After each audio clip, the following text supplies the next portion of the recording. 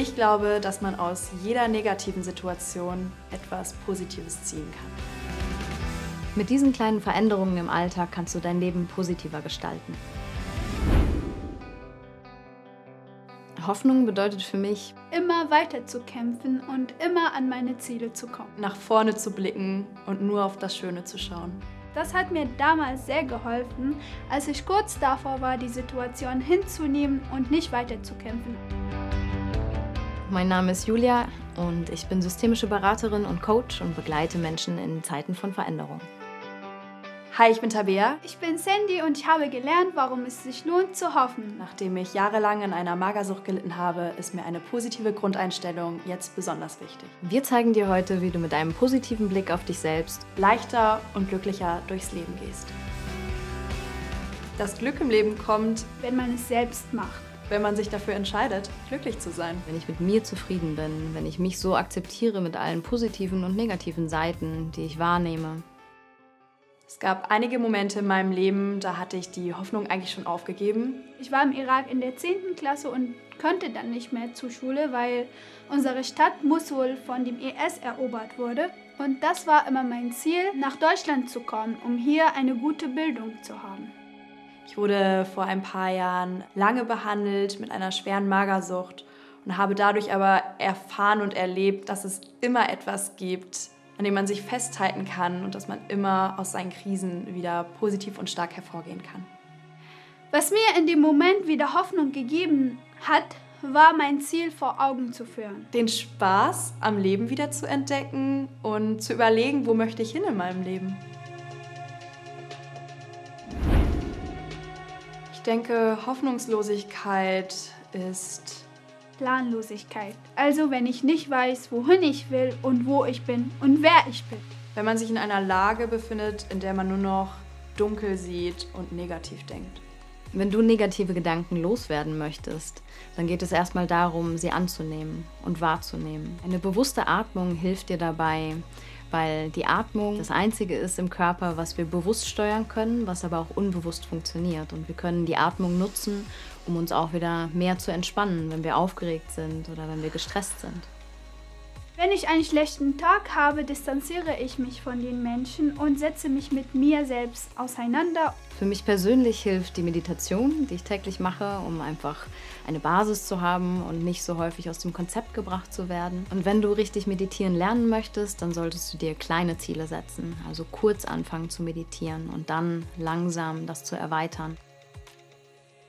Bevor ich ins Bett gehe, journal ich jeden Abend und schreibe auf, für was ich dankbar bin. Oder was ich geschafft habe, dass meine Familie gesund ist, dass meine Freunde bei mir sind und dass ich gute Beziehungen zu denen habe. Durch die Dankbarkeit bekommst du eine positivere Grundeinstellung zum Leben. Es hat aber auch Auswirkungen auf deinen Schlaf, weil du eben mit positiveren Gedanken einschläfst. Und zum anderen wirst du merken, dass du auch insgesamt positiver auf die Verbindung mit Menschen und vielleicht auch deinen Partnern guckst. Wenn du mehr spannende Frauen kennenlernen willst, die wissen, warum sich Hoffnung lohnt, abonniere den Kanal. Mir ist wichtig, wenn ich mich mit Freunden und Familien umgebe, dass sie mich so akzeptieren, wie ich bin und dass sie ehrlich zu mir sind. Es ist wichtig, dass du positive Menschen in deinem Umfeld hast, denn man sagt ja, die wichtigsten 5 Menschen um dich herum prägen dich. Das heißt, du nimmst auch diese positive Einstellung der Menschen in deinem Umfeld mit.